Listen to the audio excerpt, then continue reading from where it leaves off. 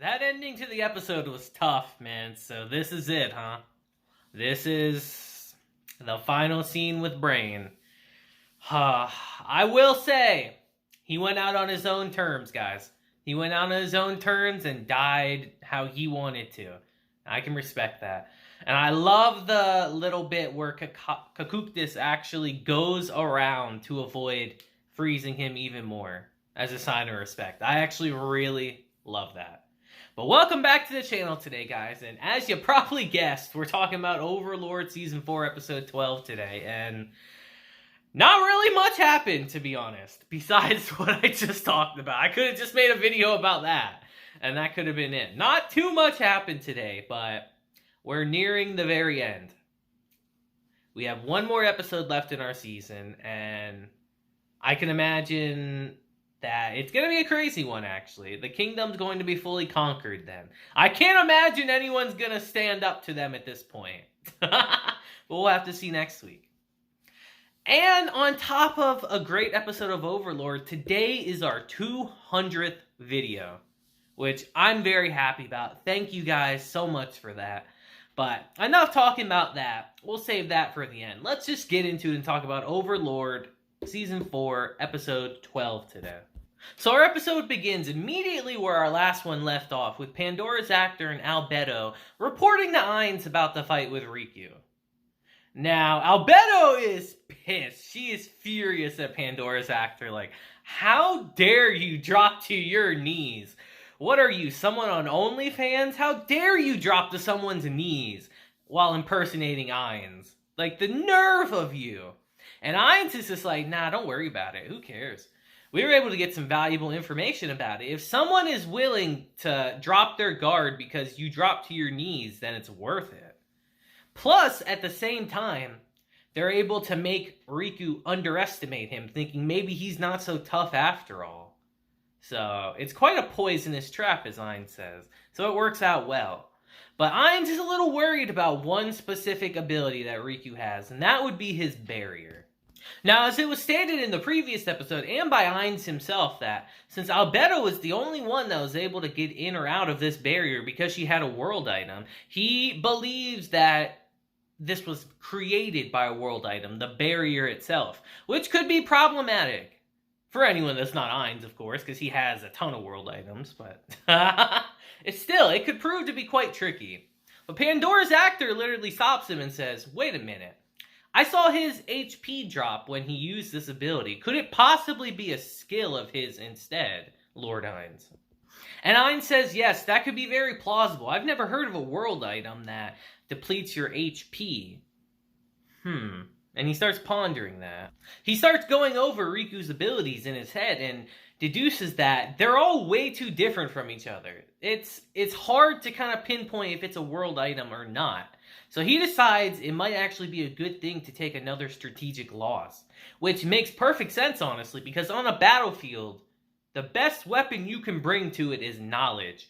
Knowing what your enemy has puts you at an unfathomable advantage.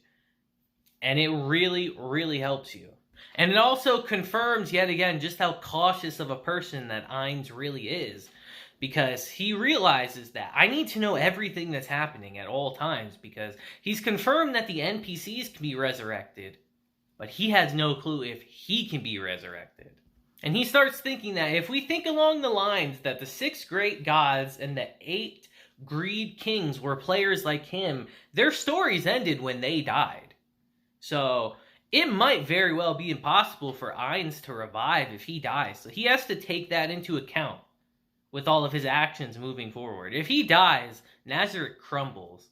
They're strong on their own, but they don't have a leader without him.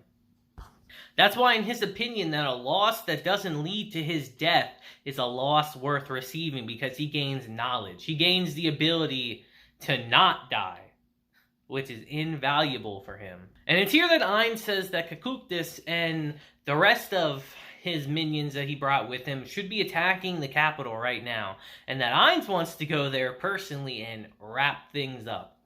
Albedo even asks him, like, should you really go there yourself? Do you feel like you personally need to deal with such trivial matters?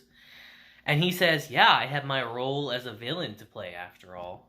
And it's here that we transition to Renner visiting the orphanage yet again. And guys, I can never help it. Every time I see Renner, I just know how she really is. And I always think to myself, every time she goes to this orphanage, like, what kind of heinous shit is in these kids' futures, man? Why does she constantly care about these kids so much? Like, what kind of nefarious things is she gonna do with these kids? I always think that every time she comes to the orphanage. But she's kind of upset because she can only really give them food, and it's kind of like a stopgap measure because the Sorcerer Kingdom is coming towards the kingdom right now. Like, these people are gonna fucking die. They're dead. She's really giving them momentary happiness. And she's dejected about that. But Climb tries to cheer her up, saying how these people can only be happy because you're doing something like this in the first place. Which is true, to be fair. And that kind of perks her up a little bit. And it's here that we transition to them holding a meeting with the Blue Roses, actually. And it's here that the other members all start acting very strange. Very, very strange. Insisting that they want tea, insisting that they'll make it themselves, and quite frankly, just being really rude and obnoxious. And even I'm scratching my head like, why? What are we doing here? What's the point of this? Because they're all being very, very insistent. And Renner reveals that, you know, they're just trying to make more time for us, because this is the last time we're ever going to see each other again. To Lachesis. And Lachesis understands, so they decide to have a nice talk with each other as one of their final conversations they're going to have. Because once the kingdom's gone, they probably won't meet again. And it's here as they're coming back with the tea that they start realizing that the capital is empty. Like, the kingdom, the royal palace is empty right now. But we can't really say that about the citizens. But we'll get to that in a bit. Because they come back, give the tea to Lachesis, and everything's going smoothly until it's not, and then shit pops off, and I'm like, what the hell is going on? All the members of Blue Rose that are present start attacking her, stabbing her with needles, and literally beating the shit out of her. And I'm just like, yo, what is going on here? And they're finally able to subdue her after stabbing her like 6 times. Like, beating her up. Completely getting rid of her buffs, and then mind controlling her. It's like, Jesus. And Renner the whole time is like, ooh, mind control is such a scary thing, isn't it? And they reveal exactly the reason why they're doing it. They reveal that they had no intention of protecting the kingdom whatsoever. It's a feudal battle. They can't win. And they all wanted to leave, but they knew that Lachesis wanted to stay and protect the kingdom no matter what. And she would have stayed on her own if they told her that. So they had to wait for a moment to catch her off guard. And very extreme, but it worked. To catch her off guard and to drag her out of the kingdom by force. They had to use 5 different poisons, cast weakening magic, and brain control her. And the brain control only worked because of luck. Really kind of showcasing that Lachesis is kind of a monster, man. And it's here they decide that once all our members are present, we're going to leave. Do you two want to come with us? And Renner asks them, where do you guys plan to go if you're not going to protect the capital? And Evil Eye says, somewhere to the southeast. There's a country that fell into ruin there a long time ago. A place that's far, far away that you've probably never heard of. But Renner declines their offer not to go with them. Obviously, the Climb's like unhappiness. He ain't satisfied with that. And it's here that Brain and Tina come back in this situation. And Brain is instantly on guard. He's like, wait a minute. I smell blood in here. And obviously, Lachesis is covered in wounds. He's like, what the hell is going on here? And Renner's like, nah, don't worry about it. It's good. We're good. We're all good here. And he's like, oh, sweet. Sure. Why not?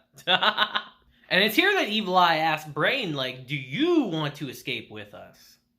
But Brain has to say, no, I'm tired of running. I'm going to stand and fight. And they say, very well then, I expected that answer from you. And it's here that Blue Rose departs. And it's here that Brain does something quite interesting, actually.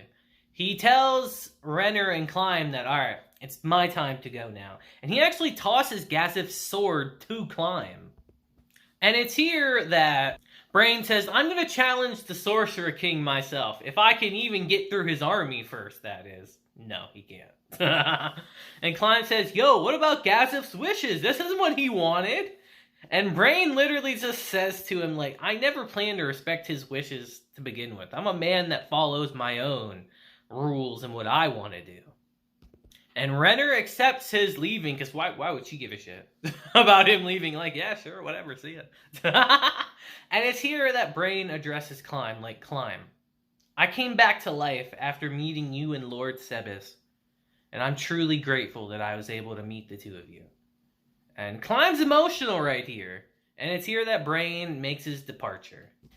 And it's here that Renner says to Climb, like, alright, Climb, I gotta do my duties to the kingdom, and I have to return the kingdom's prized treasured sword to the king. But can I hold it first? And when she said that, I was thinking to myself, like, is she about to stab Climb with it?